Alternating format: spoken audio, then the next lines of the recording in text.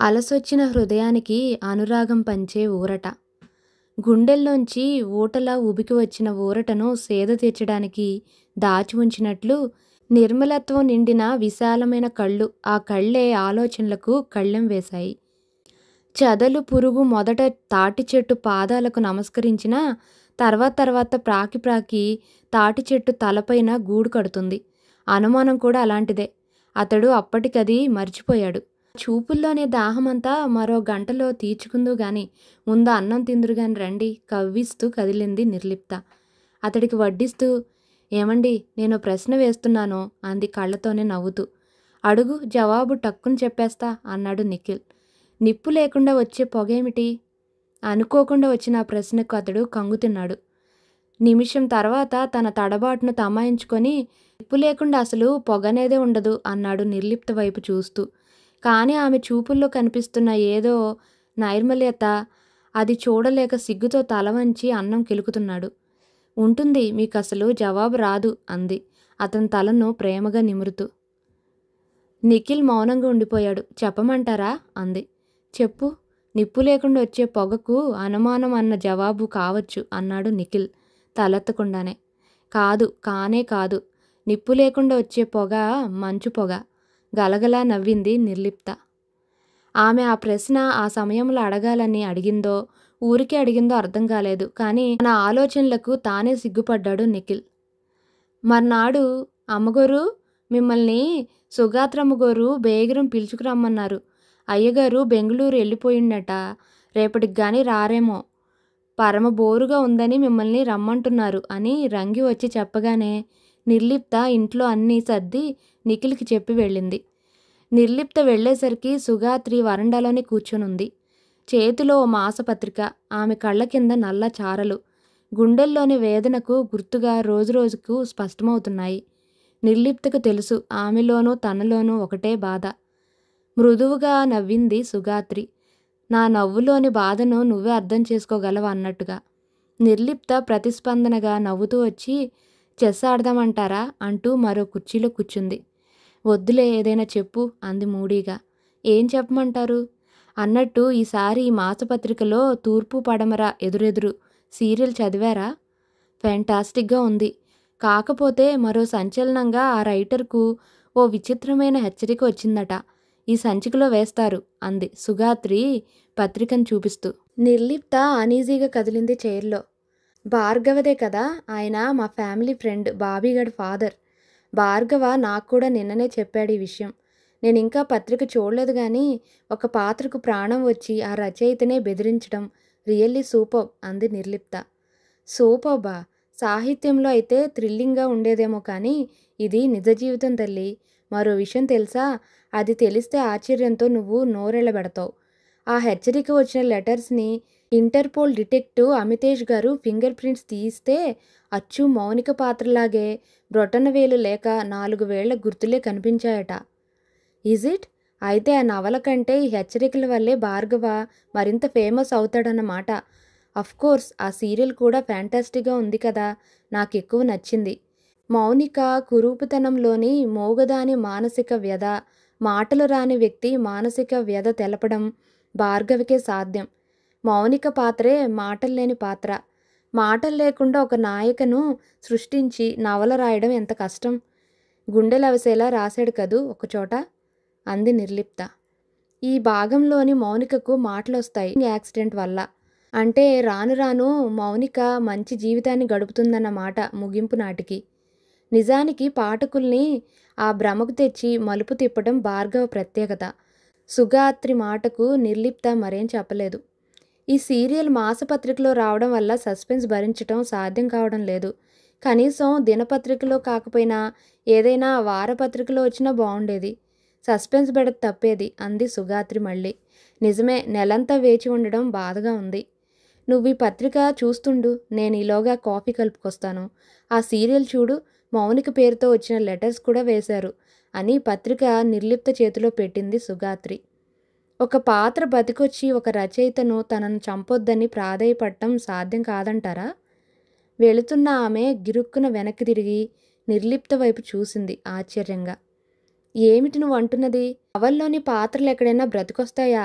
కనీసం నిరక్షరాస్యులు కూడా గుడ్డిగా నమ్మలేని హెచ్చరిక ఇది. ఈ రచయితలున్నారు చూసారా? వీళ్ళకుండేది సున్నితమైన మనస్సే కానీ సమయానుసారంగా, పాత్రపరంగా, క్రూరంగా, భయంకరంగా ఆలోచిస్తారు. ఆ ప్రభావమే మలుపు అనే తొడుగుతో పాత్రల మీద చూపిస్తారు. వాళ్ళ కలానికున్న ధైర్యం ఆ రచయితల్లో ఉండదు. ఇంగ్లీష్ నవల్లోని ట్రిక్స్ ఆధారంగా హత్యలు చేసి ఎందరో పాఠకులు హంతకులైపోయారు. ఆ హంతకుల్ని తయారు చేసే రచయితల్ని దేనితో పోల్చొచ్చు? అలాగే ఈ సొసైటీలోని మనుషుల్నే స్టడీ చేసే కదా ఈ పాత్రలను సృష్టించేది. ఇక్కడే అర్థం చేసుకోండి, మన మౌనిక పాత్ర కూడా అలాంటిదే కావచ్చు. ఆ పాత్ర ద్వారానే బ్రతుకును సరిదిద్దుకుంటూ ఉండొచ్చు. అందుకే ఆ పాత్రను చంపొద్దని హెచ్చరిస్తుందేమో. నిర్లిప్త మాటలకు అలాగే చూస్తుండిపోయింది సుగాత్రి. నువ్వు అన్న దాంట్లో నిజం ఉండొచ్చు. ఆ అమ్మాయికి కూడా బొటనవేలు ఉండదంటావా? ఫింగర్ ప్రింట్స్లో 4 వేళ్ల ముద్రలు పడటమే విచిత్రంగా ఉంది అంది. అది నాకు వింతగానే ఉంది. కానీ సీరియల్ కాకముందే ముగింపులో చంపొద్దని బెదిరించిందంటే భార్గవ ఆలోచన ఒకవేళ అదే అయి ఉంటే పసిగట్టి హెచ్చరించిందా? అలా అయితే ఆమె అతని గురించి పూర్తిగా తెలిసిన వ్యక్తే ఉండాలి. అలా అంటున్నప్పుడు నిర్లిప్త మొహంలో ఏ భావమూ లేదు. నిర్లిప్తంగానే అంది. భార్గవ గురించి తెలిసి ఉండనక్కర్లేదు. ఒక రచయిత సాహిత్యం మొదటి నుంచి పొల్లుపోకుండా చదివి అతని మనస్తత్వాన్ని అంచనా వేయగల తెలివితేటలుంటే ముగింపును సైతం ఊహించొచ్చు. ఇది కొందరు పాఠకులకు సాధ్యమే. కానీ కాపీ చేసే రచయితలైతే మాత్రం మూలం మనం చదవలేనిదైనప్పుడు కష్టం.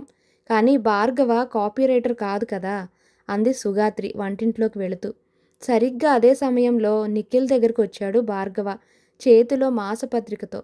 పూర్తిగా మనశ్శాంతిగా ఉన్నప్పుడో, పూర్తి వేదనగా ఉన్నప్పుడో సిగరెట్ తాగటం నిఖిల్కి అలవాటు. ఇప్పుడు ఎలా ఉన్నా మొత్తానికి సిగరెట్ కాలుస్తున్నాడు నిఖిల్. ఫోను రింగ్ అవటంతో హలో అన్నాడు వేణు రిసీవర్ ఎత్తి. మిస్టర్ వేణు, నేను అమితేష్ని. నేను కొంచెం సేపట్లో బెంగళూరు నుండి వస్తున్నాను. వచ్చేలోగానే నీ ఇన్వెస్టిగేషన్కి సంబంధించిన ఇన్ఫర్మేషన్ ఏమైనా ఉంటే ఫైల్ చేసి పెట్టు. భార్గవ కేసులో ఇంకొద్ది రోజుల వరకు సరైన ఆధారాలు దొరక్కపోవచ్చు. బై ది వే, భార్గవ నా కోసంగానే వచ్చాడా?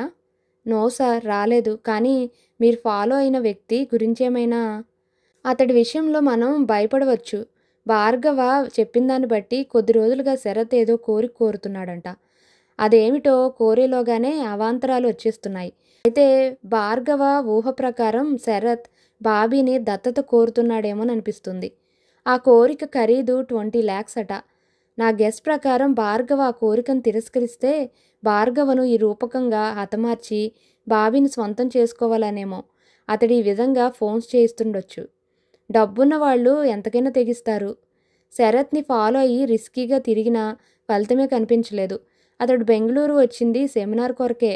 అందుకే నేను వచ్చేస్తున్నాను. అయితే ఓ విచిత్రం ఏమిటంటే శరత్ని ఫాలో అయినా శూన్యమని బెంగళూరు ఏరోడ్రోమ్కు మౌనిక అనే వ్యక్తి నాకు ఫోన్ చేసి చెప్పింది. మీరు ఫాలో అవడం అనుమానించి శరత్కి సంబంధించిన వ్యక్తి అలా చెప్పి ఉండొచ్చు కదా సార్, వేణు అనుమానంగా అన్నాడు. అదంతా హైదరాబాద్లోనే తెలుస్తుంది. మొత్తానికి మనకు కావాల్సింది ఆ ఆడ వ్యక్తి. మీరు ఏ ఫ్లైట్లో వస్తున్నారు సార్? నన్నేం రిసీవ్ చేసుకోనక్కర్లేదు. మరో 4 గంటల్లో నేను ఆఫీస్లో ఉంటాను. వచ్చేలోగా అన్నీ ఫైల్ చేసి పెట్టు. Yes sir. అవతలి వైపు ఫోన్ పెట్టిన చప్పుడు. వేణు ఫైల్స్ సరిచేయడంలో మునిగిపోయాడు. అయితే మొత్తానికి హెచ్చరిక పాఠకుల్లో సంచలనం సృష్టిస్తుందన్నమాట. ఎక్కడ విన్నా అవే కబుర్లు. మీ ఎడిటర్ ఏమంటున్నాడు? అడిగాడు నిఖిల్. ఆయన కొంత బాధపడినప్పటికీ పత్రిక సర్క్యులేషన్ ఒక్కసారిగా లక్షల్లో పెరిగేసరికి సంతోషపడుతున్నాడు. ఒక సంచలనాన్ని క్యాష్ చేసుకోవటం వాళ్ళ బిజినెస్కి గుండెకాయ, పేలవంగా చెప్పాడు భార్గవ. హెచ్చరికలు చేస్తున్న వ్యక్తి పాఠకురాళ్లలో ఒకరే ఉండాలి. లేదా నీకు ప్రత్యర్థులైన రచయిత్రులు ఎవరైనా ఉన్నారా? జలసీత ఇలా చేస్తూ ఉండొచ్చు. ఏమంటావు భార్గవ అన్నాడు సిగరెట్ బూడిద యాస్ట్రేలో దులుపుతూ. నా పాఠకులంతా నన్ను ఆరాధించేవాళ్లే. ఇకపోతే రైటర్స్లోనూ నాకెవ్వరూ శత్రువులు లేరు. కొత్తదనం అనిపిస్తే పాఠకులు ఇదైపోతారు. ఈ మాసం సంచికని క్యూలో నిలబడి కొనుక్కుంటున్నారు. వాళ్ళ బలహీనతని డబ్బుగా మార్చడానికి మా ఎడిటర్ మరో ప్లాన్ చేశాడు. హెచ్చరికలు మీకు వస్తే మరికొందరు రచయితలు ఇంటర్వ్యూలు చేస్తున్నారు ఈ సంచిక నుంచి. నిఖిల్ నవ్వాడు. ఏదైనా డిటో చేసేవాడే ఏ డిటోర్ అనొచ్చు. మరి ఈసారి ఏ రచయితని ఇంటర్వ్యూ చేశారు అని పత్రిక పేజీలు తిరగేశాడు నిఖిల్. ఓ పేజీలో ఇంటర్వ్యూ కనపడింది. నిఖిల్కు నవళ్ళు చదివే అలవాటు లేదు. భార్గవ అదే ప్రముఖ రచయితలు కొమ్మూరి సాంబశివరావు గారితో చేసిన ఇంటర్వ్యూ అనేసరికి చదివాడు. ప్రశ్న: సాంబశివరావు గారు, మీరు ఒక గొప్ప రైటర్ కదా. భార్గవ గారి తూర్పు పడమర ఎదురెదురు సీరియల్ సంచలనం సృష్టిస్తోంది. ఈ మధ్యకాలంలో అయితే అందులోని మౌనిక పాత్రకు ప్రాణం వచ్చినట్లు ఏ పేరుతో ఒక వ్యక్తి భార్గవ గారిని నిరంతరం హెచ్చరిస్తున్నట్లు మేం ప్రచురిస్తున్నాం. ఈ విచిత్ర హెచ్చరికకు మీరు ఎలా ప్రతిస్పందిస్తున్నారు? కొమ్మూరి సాంబశివరావు గారి జవాబు: లేదు, ఒక పాత్ర బ్రతికొచ్చి ఆ రైటర్ని బెదిరించటం నవలా సృష్టిలో జరగచ్చు, కానీ నిజ జీవితంలో జరగటానికి ఎంతమాత్రం వీల్లేదు కాక వీల్లేదు. ఆ వ్యక్తి తప్పక పట్టుబడుతుంది.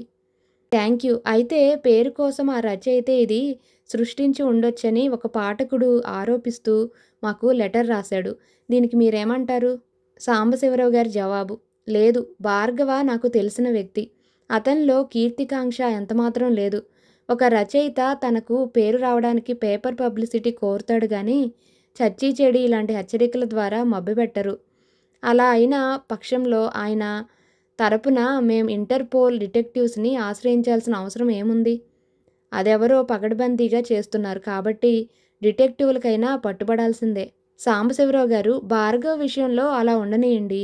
అలాగే మీ నవల్లోని ఒక పాత్ర బయటకు వచ్చి నిజంగానే మిమ్మల్ని హత్య చేస్తే? నవ్వు: అలా ఎవరికీ జరగదు. ఒకవేళ నా పాత్ర ఏదైనా బ్రతికొచ్చి నన్ను చంపినా నేను సృష్టించిన డిటెక్టివ్ యుగంధర్ బ్రతికొచ్చి ఆ పాత్రను చంపేస్తాడు. దట్ షోర్. మళ్ళీ నవ్వు.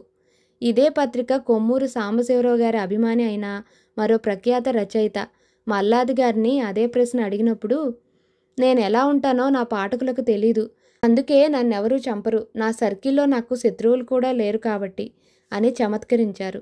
అదే ప్రశ్న ఎండమూరిని అడిగితే, నన్ను చంపే ముందు చంపి రమ్మంటాను, ఎందుకంటే నా మీద చాలామందికి అదే అభిప్రాయం కాబట్టి. ఈ జవాబే సమంజసంగా ఉంటుందని నవ్వుతూ చెప్పారు. నిఖిల్ చదవటం ఆపి పత్రిక మూసేస్తూ, మొత్తానికి మీ ఎడిటర్ చాలా తెలివైనవాడు. ఒక భయాన్ని క్యాష్ చేసుకోవడం ఆయనకే చెల్లు అన్నాడు. భార్గవ్ నిట్టూర్చి కుర్చీ వెనక్కి వాలాడు. నిర్లిప్త లేదు, సుగాత్రి వాళ్ళింటికి పోయింది, అందుకే నేనే కాఫీ చేసి తెస్తానుండు అని లేచి వంటగదిలోకి పోయాడు నిఖిల్. ఒక నిమిషం తర్వాత అప్పుడు మోగింది ఫోను. ట్రింగ్ ట్రింగ్ ట్రింగ్ మని. భయాన్ని బట్టి ఏ చప్పుడుకైనా ఉలికిపాటు తెప్పిస్తుంది భార్గవలో. ఓ అర నిమిషం తర్వాత రిసీవర్ ఎత్తి, హలో, భార్గవ హియర్ అన్నాడు. కొద్దిసేపటి మౌనం తర్వాత శవాన్ని చీల్చకుండానే రక్తం పీలుస్తున్న శ్మశాన పిశాచంలా నవ్వు. కంఠంలో కోయిల రాగాలాపన చేసినంత శ్రావ్యమైన ఆ శ్రావ్యానికి కర్కశాన్ని కలగలిపి నవ్వే నవ్వు, భీతి గొలిపే నవ్వు.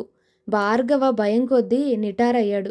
మౌనిక పాత్ర సృష్టించిన పాపానికి మహోద్ధృత జలపాతపు మృత్యునాదమై ఫోన్ తీగల్లో స్రవించబడుతోన్న నవ్వు రోజురోజుకి భార్గవని నిర్వీర్యం చేస్తుంది.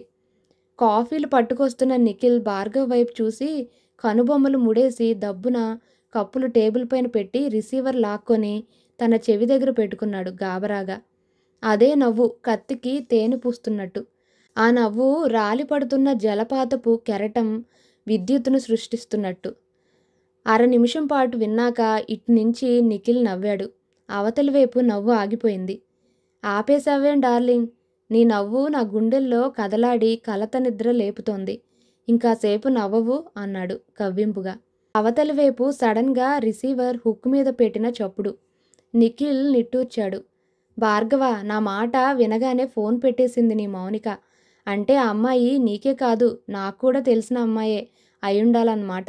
సో వెంటాడి వేటాడదాం, నువ్వేం వర్రీ అవ్వకు, భార్గవ భుజం మీద చెయ్యేసి చెప్పాడు నిఖిల్. అదో రకం వైరాగ్యం చీకటి తెరలా భార్గవను కప్పేస్తుండగా ఏమీ మాట్లాడకుండానే కాఫీ తాగుతున్నాడు. అప్పుడే వచ్చింది నిర్లిప్త. ఏంటన్నయ్య, ఎప్పుడొచ్చారు? మా వారి కాఫీలో ఈగలు జలకాలాడతాయి, కాస్త చూసుకుంటూ తాగండి అంటూ మరో దిక్కున సాగుతోన్న ఆలోచనల్ని అడిచిపెడుతూ భార్గవ నవ్వాడు నిఖిల్తో పాటు. 5వ అంతస్తులోనే ఆ గదిలో కిటికీ తెరలు రెపరెపలాడి చిరుగాలి తెమ్మర వాళ్ళిద్దరినీ తాకింది. బయట మొబ్బులు ఒరుసుకుంటూ వేకువను కప్పేస్తున్నాయి. శరత్ ఏమీ మాట్లాడకపోయేసరికి భార్గవ చైర్లో అసహనంగా కదిలాడు. శరత్ కళ్ళు ఏవో చెప్పాలని విపరీతంగా ప్రయత్నిస్తున్నాయి. మీరు సస్పెన్స్తో చంపేస్తున్నారు. ఆ గదిలో నిశ్శబ్దాన్ని భంగపరుస్తా అన్నాడు భార్గవ. అసందర్భంగానే అక్కడ మౌనిక ప్రస్తావన వస్తుందేమోనన్న అనుమానం అతడికి ఈ మధ్య ఎక్కడికి వెళ్ళినా ముందు మౌనిక గురించే అడుగుతున్నాడు. మౌనిక మౌనిక మౌనిక తల విదిలించాడు. వెన్నెముకలోని మూలుగుని తొలుచుకుంటూ మెదడులోకి ప్రాకుతున్న గొంగళి పురుగులా ఆ పేరు గుర్తొచ్చి జలధరించాడు. సస్పెన్స్ అనడానికి ఇది నవల కాదు మిస్టర్ భార్గవ, జీవితం. అందుకే నా కోరికను ఎలా మొదలు పెట్టాలోనని ఆలోచిస్తున్నాను. గాంభీర్యతను సంతరించుకొని చెప్పాడు శరత్. మీ కోరిక ఎలాంటిదైనా ఈ సృష్టిలో ఎవరూ కోరలేనిదేమైనా ఉంటుందా? అవసరం అన్ని కోరికలకు అవకాశం కల్పిస్తుంది. కానీ మీరు చెప్పే ఏ మగాడు మరే మగాడిని కోరని కోరిక, ఏ భక్తుడు భగవంతుణ్ణి కోరని కోరిక అన్నది తప్పై ఉండాలి. ఎందుకంటే మనిషి అవసరాలు చాలా ఎక్కువ. భార్గవ అసలు టాపిక్లోకి దింపాలన్న ప్రయత్నంలో అలా అన్నాడు. కానీ శరత్ కోరికను అంచనా వేయలేకపోతున్నాడు. ఆ అవసరం వేరు. ఈ అవసరం ఎవరికీ రాకూడదు. శరత్ చైర్లోంచి లేస్తూ అన్నాడు. కిటికీ దగ్గరికి నడిచి చాలాసేపు రోడ్డు వైపు చూశాడు. చీమల బారులో కదులుతున్న వాహనాలు, జనం, వాతావరణపు శీలాన్ని ముళ్లపందిలా పెరికేస్తున్న శబ్ద కాలుష్యం. మిస్టర్ భార్గవ, అతడి పెదవులు తడబడ్డాయి. భార్గవ తదేకంగా శరత్నే చూస్తున్నాడు. సెకనికి 6 పుడుతున్న ఈ ప్రపంచంలో మేం మాత్రం నిర్వీర్యంగా ఎందుకుండిపోయాం అన్న ప్రశ్న రోజురోజుకి నన్ను నా భార్యని మృత్యువుకి దగ్గర చేస్తోంది. అది దరి చేరకుండా ఉండాలంటే ఒక పసినవ్వు ఆ లోగిల్లో ప్రతిధ్వనించాలి. ఒక బోసినవ్వు మా మధ్య ఏర్పడుతున్న శూన్యాన్ని దూరం చేయాలి. ఈ ఆస్తులు అంతస్తుల పునాదులు ఒక చిన్నారి చేతుల్లో నిలబడాలి. అందుకే నేను యజ్ఞం తలబెట్టాను. అందుకే నిన్నిక్కడికి రప్పించాను. సరిగ్గా అప్పుడు వాళ్ళున్న ఆ గది తలుపుల దగ్గరికి 2 పాదాలు వచ్చి నిలిచిపోయాయి ఆ మాటలు విని. అందుకని మీరు బాబీని దత్తత కోరుతున్నారు కదా శరత్ గారు? భార్య పోయినా నే బ్రతుకున్నది నా రచనల్ని చూసుకొని కాదు, బాబీగాడిని మాత్రం. But never. భార్గవ కళ్ళు కొంచెం ఎర్రబడ్డాయి. ఆ కళ్ళ కింద మసకబారిన ఆవేదన. భార్గవ నుంచి వచ్చిన ఆ మాటల తాటికి శరత్ గిరుక్కున అతని వైపు తిరిగాడు. అక్కడే మీరు పొరబడ్డారు రైటర్జీ. ఎదుటి మనిషిని మామూలు మనుషుల కంటే కూడా మీ రచయితలు సదవగాహంతో అర్థం చేసుకుంటారనే కొన్ని రాత్రుల ఆలోచనలకు రూపకల్పనగా మిమ్మల్ని ఎన్నుకున్నాను. కానీ అర్థం చేసుకోకముందే మీరు ఆవేశపడుతున్నారు అన్నాడు శరత్. మరి చెప్పండి, 20 లక్షలు ఇస్తానన్న మీ కోరికకు బాబీగాడిని బలి చేసేటంటి మూర్ఖుని మాత్రం కాదు. శరత్ని కొంచెం రెచ్చగొట్టైనా అతడి కోరికని నిస్సంకోచంగా బయట పెట్టించాలన్న నెపంతో అన్నాడు భార్గవ. ఆ మాటకి శరత్ మనసు చివుక్కుమంది. పిల్లల్ని కొనుక్కోవడానికి డబ్బు అక్కర్లేదు భార్గవ. పెళ్లి కాని తల్లులు చెత్తకుప్పల్ని కేరింతల పొత్తిళ్లుగా మారుస్తున్నారు చూసావా? అలాంటి అజ్ఞానపు అనాథ బిడ్డ కావాలనుకుంటే క్షణాల్లో సుగాత్రి ఒడిలో ఉండగలదు. ఆసుపత్రుల నుంచి అపహరించబడ్డ ఏ బిడ్డనైనా తెచ్చుకుంటే నా నట్టింట్లో బుడిబుడి అడుగులతో నర్తించగలదు. కానీ మాతృత్వపు తీపి సుగాత్రి చూడాలి. చివరి వాక్యం బలంగా అన్నాడు భరత్. భార్గవ భ్రుకుటి ముడిపడింది. అంటే అన్నాడు అసంకల్పితంగా. క్షణాలు దౌర్భాగ్యంగా చచ్చిపోతూ నిశ్శబ్దపు గంభీర్యాన్ని సంతరించుకుంటున్న ఆ గదిలో భార్గవ ఎదురుగా ఉన్న టేబుల్ పైన చేతులా నుంచి అతడి కళ్ళల్లోకి దీనంగా చూస్తూ ఒక్కో అక్షరాన్ని ఒత్తి పలుకుతూ చెప్పాడు Sarath. I want your semen. బలమైన మబ్బు తునకలు బయట ఢీకొని ఉద్భవించిన తటిల్లత విద్యుత్తును మదిస్తూ నేలలోకి సర్రున చొచ్చుకుపోయింది. ఆ వెంటనే గగుర్పాటు పొడిచే పిడుగులాంటి ఉరుము. భార్గవ నిశ్చేష్టుడయ్యాడు ఆ మాట విని. మూసిన తలుపుల దగ్గర ఆగిపోయిన పాదాలు సన్నగా ప్రకంపించాయి ఆ క్షణాన. భార్గవకు జరగబోయే పరిణామం లీలగా అర్థమవుతోంది. శరత్ గదిలో భారంగా తిరుగుతున్నాడు. Mister Bhargava, I want your semen only. Yes, I wanted your sperm. ఇప్పుడు చెప్పండి భార్గవ, మిమ్మల్ని ఈ కోరిక కోరడానికి నేనెన్ని రాత్రులు మదనపడ్డానో. ఇప్పుడు చెప్పండి, ఈ కోరిక ఏ భక్తుడైనా భగవంతుణ్ణి సైతం కోరగలడా? ఇప్పుడు చెప్పండి, ఈ కోరిక ఇప్పటి వరకు ఏ మగాడు మరే మగాడినైనా కోరడా? శరత్లో ఊపిరిని కుదిపేస్తున్న ఉద్వేగం, చిరునగవుల కోసం కరుడుగట్టిన వేదన కరిగిపోతుంటే చల్లబడుతున్న స్వేదం. ఆఫ్టర్ ఆల్ సీమన్ కోసం 20 లక్షలు ఇవ్వాల్సిన అవసరం ఏమిటి? భార్గవ ఆశ్చర్యం నుంచి తేరుకుంటూ నసిగాడు. అయితే మీరు? అవును, మేం టెస్ట్ ట్యూబ్ బేబీని కనాలనుకుంటున్నాం. ఒక మనిషిలోని ఒక స్పూన్ సీమంలో దాదాపు 20 లక్షల పురుష బీజకణాలుంటాయి. ఆ కంటికి కనిపించని ఒక్కో పురుష బీజకణానికి ఒక్కో రూపాయి చొప్పున ఇవ్వాలన్న నా నిర్ణయం నీకు పిచ్చిగా అనిపించొచ్చు. కాకపోతే బిజినెస్ మైండ్తో సృష్టి కార్యంలోని అణుమాత్రపు జీవుల్ని డబ్బుతో కొలుస్తున్నట్టు కనిపించొచ్చు. కానీ ఇక్కడో రహస్యం దాగాలి. అది నీలోనూ నాలోనూ మాత్రమే దాగిపోవాలి. అందుకని 20 లక్షలు. ఆగాడు శరత్. టేబుల్ మీదున్న నీళ్ల గ్లాసు పైకెత్తి గటగటా తాగాడు. భావ ప్రకంపనలతో అతడి మొహం ఎర్రదనంతో జేవురించింది. ఎంత డబ్బున్నా ఒక ఇంట్లో కేరింతల శ్లోకాలు వినిపించడం ఆగిపోతే ఎలాంటి శ్లోకాలు గూడు కట్టుకుంటాయో భార్గవకు అవగతం అవుతున్న కొద్దీ మనసు క్షోభ పెడుతుంటే, దాచాల్సిన రహస్యం ఏముంటుంది అన్నాడు. మా వంశాంకురాన్ని నిలుపుకోవడానికి మేమిప్పుడు టెస్ట్ ట్యూబ్ బేబీని కనాలనుకుంటున్నాం. పరీక్షల్లో లోపం నాదేనని, నా వల్లే పిల్లలు కలుగురని డాక్టర్లు చాలాసార్లు చెప్పారు. ఆ విషయం సుగాత్రికి తెలుసు. అందుకని బయటి వాతావరణంలో పరీక్ష నాళికలన్నీ సుగాత్రి అండాలతో నీ పురుష బీజకణాలు పొదిగించబడతాయి. అయితే ఆ పురుష బీజకణాలు నీవని బయటి ప్రపంచానికి తెలియకూడదు. అంతేకాదు, ఈ ప్రయోగం సుగాత్రికి కూడా తెలియనంత రహస్యంగా జరుగుతుంది. ఎందుకంటే ఏ ఆడదైనా కట్టుకున్న భర్త ప్రతిరూపాన్ని కడుపులో చూసుకోవాలని కోరుకుంటుంది. మరో మగాడి అంకురాన్ని ఆహ్వానించదు. జలపాతపు గాంభీర్యతని సంతరించుకొని శరత్ చెప్పుకుంటూ పోతున్నాడు. అప్పటి వరకు వాళ్ళ మాటలు వినిపించి ఆగిపోయిన తలుపు దగ్గర పాదాలు గిరుక్కున వెనక్కి తిరిగి వడివడిగా సాగిపోయాయి. వాళ్ళది గమనించలేదు. ప్రాపంచిక నిందల దృష్ట్యా ఈ బయట సమాజానికి తెలియకుండా టెస్ట్ ట్యూబ్ బేబీ ప్రయోగం జరుగుతుంది. కేవలం మా వంశ పరువు ప్రతిష్టలను దృష్టిలో ఉంచుకొని. మృత్యువుకు అతి చేరువలోనున్న మా నాన్నగారు కూడా సుగాత్రి పురుడు పోసుకుంటే సంతోషిస్తాడు. కారణం సైన్స్ ఎంతగా డెవలప్ అయిందో వెనుకటి మనిషికి తెలియదు కాబట్టి. ఈ ప్రయోగాల గురించిన వివరాలు డాక్టర్ లక్ష్మితో మాట్లాడాను. సుగాత్రికి తరచూ వచ్చే కడుపు నొప్పితో ఎలాంటి అనుమానాలు రాకుండా ఆసుపత్రిలో జాయిన్ చేయబడుతుంది. ఆ తర్వాత సుగాత్రికి తెలియకుండానే ఆమె అండాశయంలోంచి అండాలను బయటికి తీస్తుంది. అప్పుడు మీ శుక్రకణాలు ప్రయోగశాలల్లోని పరీక్ష నాళికలో అండాలతో కలుస్తాయి. అండం ఫలదీకరణ చెందిన కొద్ది రోజుల తర్వాత కడుపు నొప్పి ఆపరేషన్ పేర అండం సుగాత్రి గర్భాశయంలో ప్రవేశపెడుతుంది డాక్టర్ లక్ష్మి. దేవుడి దయ వల్ల ఆమె నిండు చూలాలై ప్రసవిస్తే ఆ ఇల్లు కేరింతలతో విలసిల్లుతుంది. చెప్పడం ఆపాడు శరత్. భార్గవకు ఆశ్చర్యంగా ఉంది.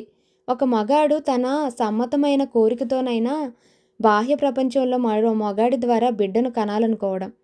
అతడి గొంతులో తడారిపోయింది. మనసు నిజాన్ని సమాధానపరుచుకోలేక లోలకంలో ఊగుతోంది. పిల్లలు లేని బాధ ఎంత తీవ్రంగా ఉంటుందో అర్థమవుతున్న కొద్దీ భార్గవ గుండె చలించిపోతోంది. శరత్ పట్ల జాలి, అభిమానం నిండిపోయాయి. కానీ ఈ విషయం చివరికైనా సుగాత్రి గారికి తెలియకుండా ఉండటం కష్టం. భార్గవ, చాలాసార్లు చెప్పాలని ప్రయత్నించాను. మగాడి స్పర్మ్తో బిడ్డను కనాలన్న ఆలోచనని నేనే చెప్పాలని ప్రయత్నించాను. ప్రతిసారి అవాంతరాలు వచ్చాయి. అందులోనూ మొదట ఈ విషయం నీకు చెప్పాలనుకున్నాను కూడా. నా ఇష్టాన్ని, అభిప్రాయాన్ని చెప్పినా సుగాత్రి ఒప్పుకుంటుందా లేదా అన్న సమస్య నన్ను వెంటాడుతోంది. మీరు తప్పుదోవలో పోతున్నారు శరత్ గారు. డోనర్గా సీమనివ్వడానికి నేనెప్పుడు సిద్ధమే. కానీ సుగాత్రికి తెలియకుండా జరగడం అసంభవం. తెలిసిన రోజు మీరు, నేను అసహ్యానికి గురవుతాం. ముందు ఆమెను ఒప్పించే ప్రయత్నాలు చేయండి. అయితే మటుకు నాదో కోరిక. చివరి మాట విని భార్గవ్ వైపు చిత్రంగా చూశాడు శరత్. చెప్పండి. నేను చేసే చిన్న సాయానికి 20 లక్షలు తీసుకోదలుచుకోలేదు. రహస్యంగా ఉంచాలన్న ఒప్పందం కోసమైనా. మీరు మీ వంశాంకురాన్ని కూడా వ్యాపార దృష్టితో చూస్తున్నారు. రహస్యం కోసమే అయితే మీకు నా మీద నమ్మకం లేదన్నమాట అన్నాడు భార్గవ. అది కాదు రైటర్జీ. టెస్ట్ ట్యూబ్ బేబీ ప్రయోగం సక్సెస్ కాగానే ఆ డబ్బు బేబీ పేర బ్యాంకులో జమ చేయబడుతుంది. ప్లీజ్. మరో మాటకు అవకాశం ఇవ్వకుండా చైర్లో కూర్చుంటూ బజర్ నొక్కాడు శరత్. అటెండర్ పరిగెత్తుకొచ్చాడు. 2 కాఫీలు పట్రా చెప్పగానే అటెండర్ వెళ్ళిపోయాడు. సుగాత్రి ఎంతమాత్రం ఒప్పుకోకుంటే బలవంతంగా ఒప్పించే ప్రయత్నాలు మాత్రం చేయకండి. ఎందుకంటే బిడ్డ పుట్టాక తెలిస్తే ఆ తల్లి తట్టుకోలేదు. ఆ తల్లే కాదు, సృష్టిలో ఏ ఆడదైనా అంతే. ఈ పనికి భార్యాభర్తలిద్దరూ ఒప్పుకోవాలన్న రూల్ కూడా వైద్య రంగంలో ఉందేమో కనుక్కున్నారా? అనుమానంగా అడిగాడు భార్గవ. బయట వర్షం పడటం మొదలైంది. చిన్న చిన్న తుంపరల్ని గాలి మోసుకొస్తూ వాళ్ళ మొహాల మీద చిలకరిస్తోంది. చల్లగా మారిన ప్రశాంతత వాళ్ళ మనసుల్లో అరువు తీర్చి సేదను పంచుతోంది. శరత్ మొహంలో ఎన్నో నెలల నుంచి కొట్టుమిట్టాడుతున్న సమస్య తొలగిపోయి రిలీఫ్ కొట్టొచ్చినట్టుగా కనిపిస్తోంది. శరత్ ఇక సుగాత్రి గురించి ఆలోచిస్తున్నాడు. ఇందులో మీకు ఎలాంటి అపచారమూ తోచట్లేదా? తను అడిగిన వెంటనే తనకే జుగుప్సాకరంగా తోచింది భార్గవకు. శరత్ మాట్లాడపోయేసరికి సారీ అన్నాడు మళ్ళీ. ఇందులో అపచారమేముంది భార్గవ? చదువుకున్న వాళ్ళు మీరు కూడా సైన్స్ను సరిగా అర్థం చేసుకోలేదా? ఈసారి భార్గవ మాట్లాడలేదు. అంతలో కాఫీలొచ్చాయి. సుగాత్రిని నేను శతవిధాల ఒప్పించే ప్రయత్నంలో గనక ఓడిపోతే మనం నాటకం ఆడాల్సి ఉంటుంది చెప్పాడు శరత్. ఓకే, ఏదేమైనా మీ కోరికను నేను మన్నిస్తాను. Best of luck. కాఫీ తాగటం పూర్తి చేసి చేయి కలిపాడు భార్గవ. శరత్ కళ్ళు కృతజ్ఞతాపూర్వకంగా మెరుస్తున్నాయి. డాడీ, ఒక ప్రశ్న. ఆంధ్రదేశంలో మొట్టమొదటి తెలుగు బిడ్డ కోసం జరగనున్న టెస్ట్ ట్యూబ్ బేబీ ప్రయోగాల్లో మొదటి వ్యక్తి తను కావడం భార్గవకు చిత్రంగా ఉంది. ఆ ఆలోచనలో ఉన్నప్పుడు బావి భార్గవ భుజం పట్టి కుదిపాడు. డాడీ, ఒక ప్రశ్న అంటే వినిపించుకోవేం అన్నాడు సీరియస్గా.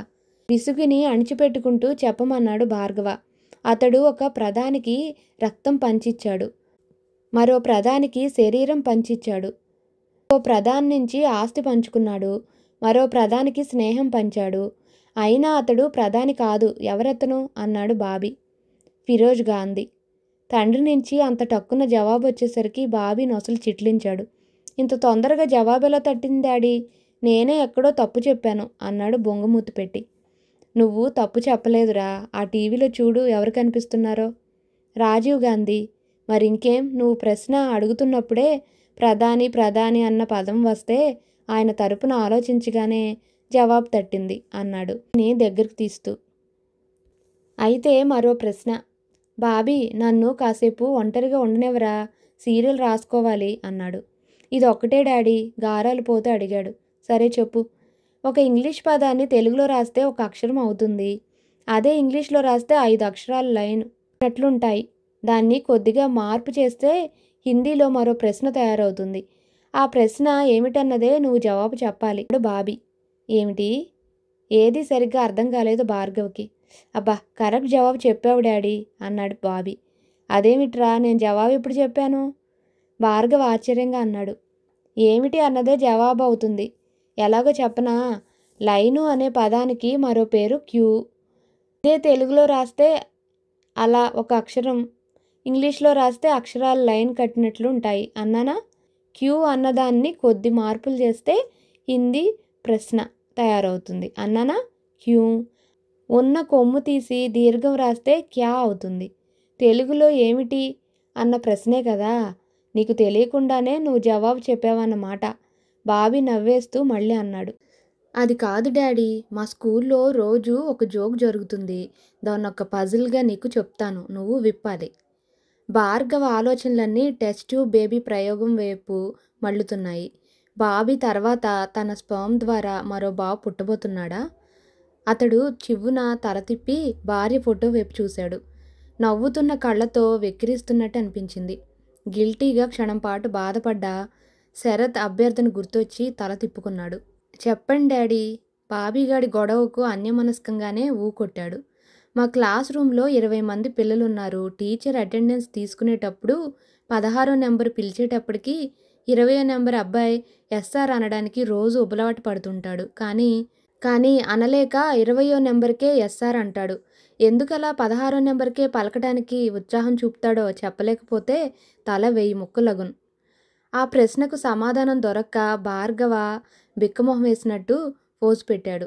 16వ నెంబర్ వాడి లక్కీ నెంబర్ అయింటుంది. అందుకే అనడానికి ప్రయత్నించి టీచర్కు భయపడి అనలేకపోతాడు చెప్పాడు చివరికి. తప్పు డాడీ, ఓడిపోయానని ఒప్పేసుకో. తన నెంబర్ రానిదే మరొకటి రూల్ నెంబరు పలకడానికి ఎప్పుడూ ఉబలాట పడడు. నువ్వేదో తప్పుగా అడిగినట్టున్నావు. కాదు, ఓడిపోయానని ఒప్పుకో ముందు రోషంగా అన్నాడు బాబీ. సరే, 20వ రూల్ నెంబర్ విద్యార్థి 16వ నెంబర్కే ఎస్ఆర్ అంటున్నాడంటే లక్కీ నెంబర్ కాదు, వాడికి నత్తి ఉందని అర్థం. 20వ నెంబర్ వచ్చేసరికి నత్తివాడు ఒక్కసారిగా ఎస్ఆర్ అనలేడు. కాబట్టి 16వ నెంబర్ నుంచి ఏ ఏ ఏ అంటుండేసరికి 20వ నెంబర్ వస్తుంది. ఎస్ఆర్ అంటాడు, చెప్పాడు బాబీ.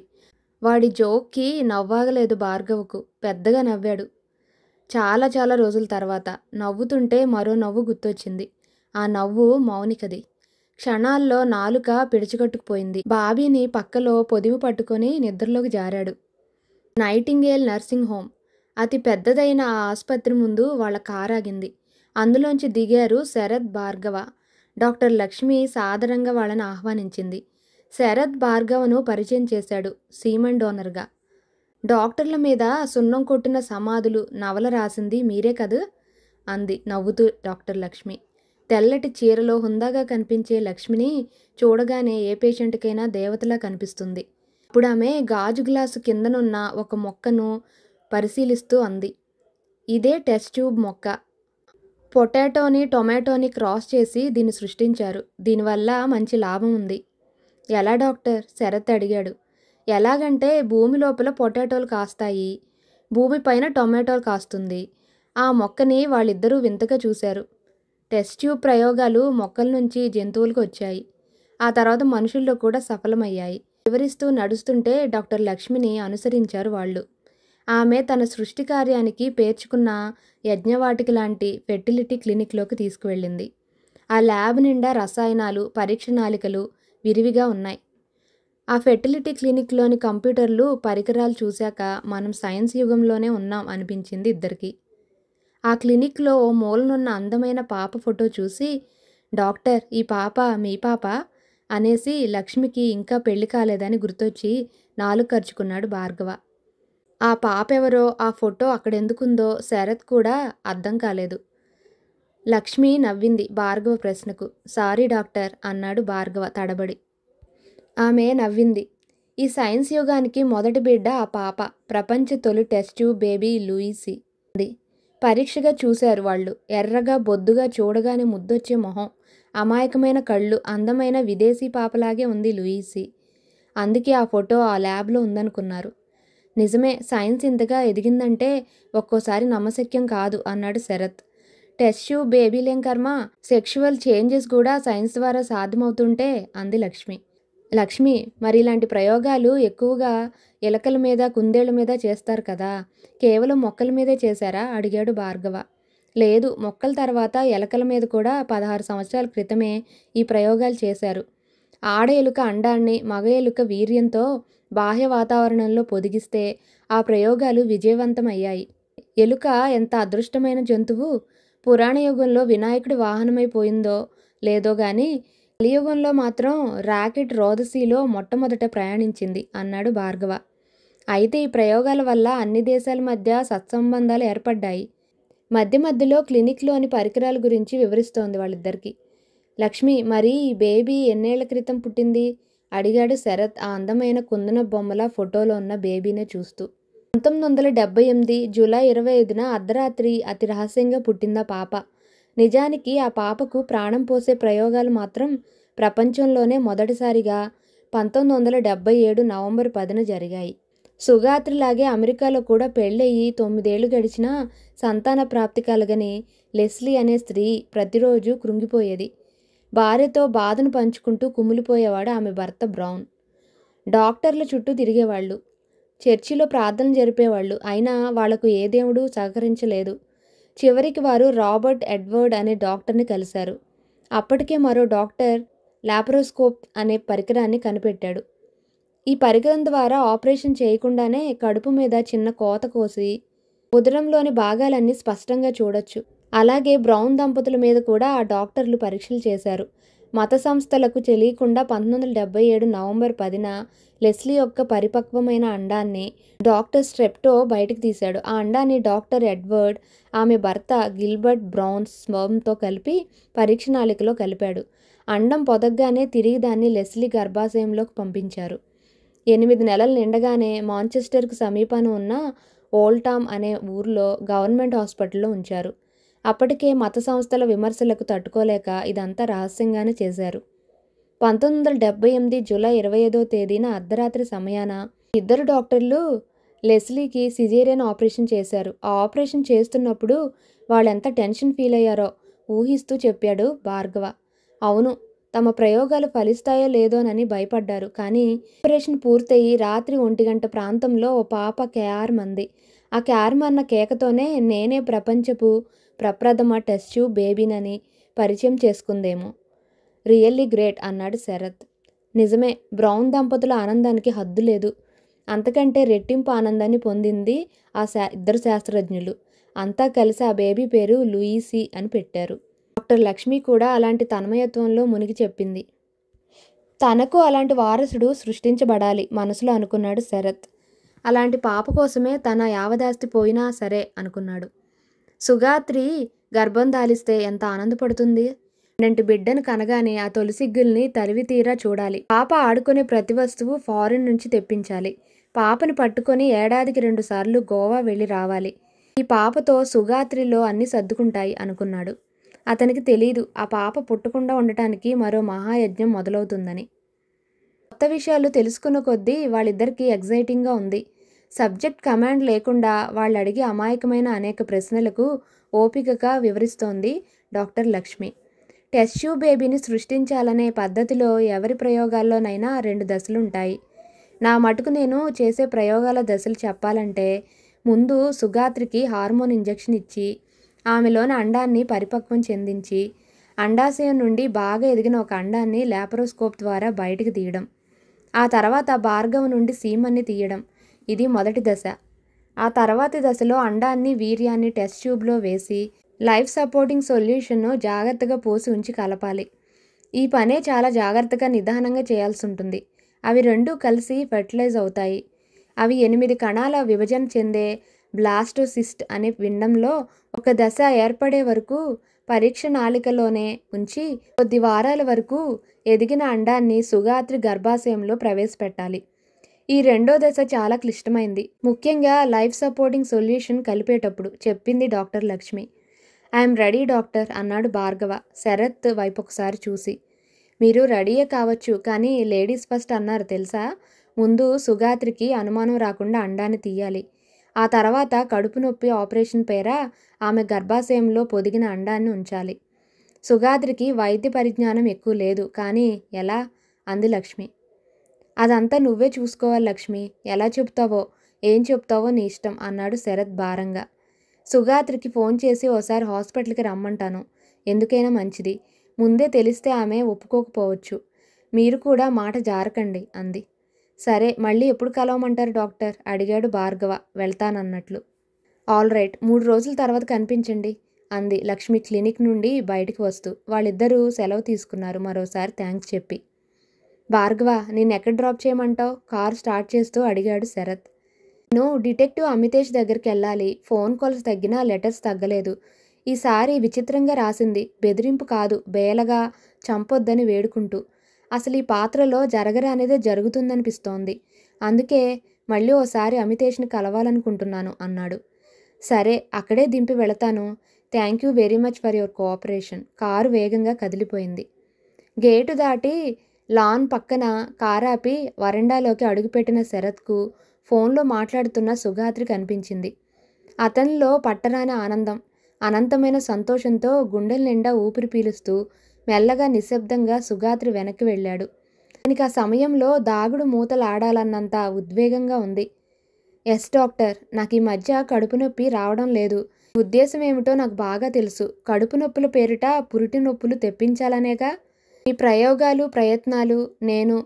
నేను కూడా ఓ నిర్ణయం తీసుకున్నాను డాక్టర్. మీరు వేసుకున్న ప్లాన్ని కాదనటమే నా నిర్ణయం అంటుంది సుగాత్రి సీరియస్గా. అంటే ఇన్నాళ్ల అతడి నిర్ణయం గాలిమేడలా కూలిపోయిందా? ఆశలన్నీ ఆధారం తెగిన పతంగుల్లా ఎగిరిపోయాయా? అతని త్యాగానికి ఆమె నిర్ణయం రెక్కలు విరిచేసింది. మీరు నన్ను మభ్యపెట్టాలని ప్రయత్నించకండి డాక్టర్. మీ నిర్ణయం నాకు తెలుసు. ఎలా తెలుసునన్నది మీకు అనవసరం. ఒక పాపాన్ని 9 నెలలు మోసేతంటది నీచత్వం లేదు లక్ష్మి గారు నాలో. I'm sensitive, really very sensitive. కళ్ళల్లో నీటిని, గొంతులో కర్కశాన్ని కలగా పులగంగా నింపుకొని ఫోన్ పెట్టేసి వెనక్కి తిరిగిన సుగాత్రి నోరు తెరిచింది. మచ్చలేని నీలాకాశంలోకి అకస్మాత్తుగా చుట్టిన మబ్బుల్లా తడితడి కళ్ళతో నిల్చున్న అతన్ని చూసి శరీరం ప్రకంపిస్తుంటే గొంతులో అలాంటి ఉద్విగ్నతతో ఆమె పెదవులు ఏవో చెప్పాలని వణుకుతున్నాయి, రెపరెపలాడుతున్న గులాబీ రేకుల్లా. అమరత్వం నిండిన అతని ప్రేమ చేసే నిష్కల్మషమైన త్యాగానికి తట్టుకోలేనట్టు కంఠంలో కెరటాలే ఘోషిస్తున్న దుఃఖాన్ని అణచడానికి నోటికి కొంగు అడ్డం పెట్టుకొని మెట్లపై నుంచి వేగంగా పరిగెత్తి బెడ్ మీద బోర్లా పడిపోయి బావురుమంది. సత్తువు నిండిన మనసుతో నిశ్చేష్టగా నిలిచిపోయి నిర్వేదంగా చూస్తుండిపోయాడు శరత్. సుగాత్రి ఫోన్లో మాట్లాడుతుంటే నాకు కొంచెం అర్థమైందిరా. నీలో కూడా ఇంత నీచమైన ఆలోచనలున్నాయని తెలిస్తే ఈ కొడుక్కి దూరంగా ఏ కాశీకో పోయి గడిపి కన్ను మూసేసేవాణ్ణి. ఎవరు ఒప్పుకున్నా ఈ పద్ధతి నేను ఒప్పుకోను గాక ఒప్పుకోనురా. నువ్వు అలాంటి బిడ్డను కనాలంటే నేను చచ్చేంత వరకు ఓపిక పట్టరా. మనకొద్దురా, పరాయి మగాడి వల్ల పుట్టే బిడ్డ వద్దురా. ఆయాసంతో రొప్పుతూ మధ్య మధ్యలో కళ్ళున దగ్గుతూ అతి కష్టం మీద వచ్చి అంటున్న ముసలి తండ్రిని చూసేసరికి శరత్ కళ్ళల్లో నీళ్లు ధారాపాతమే అయ్యాయి. అతడి నయనాల్లో నయాగరా జలపాతాలు దూకుతున్నాయి. గుండెల్లో పొంగిన కెరటాలు గొంతులో పొరలి పొరలి కనురెప్పల కట్టల్ని సైతం దాటి ఇసుక తెన్నెల్లాంటి చెంపలపైన జారి మళ్లీ గుండెల మీద పడి గుండెల్లోకే ఇంకిపోతున్నాయి. అతడేమీ అనలేని స్థితిలో సరే నాన్న, నువ్విక లోపలికెళ్ళు అనేసి పైకెళ్ళిపోయాడు. ఈ మాయదారి సైన్సు పేరు చెప్పుకొని మనుషులు దౌర్భాగ్యులైపోయారు అంటూ దగ్గుతున్నాడు చాదస్తపు ముదుసలి.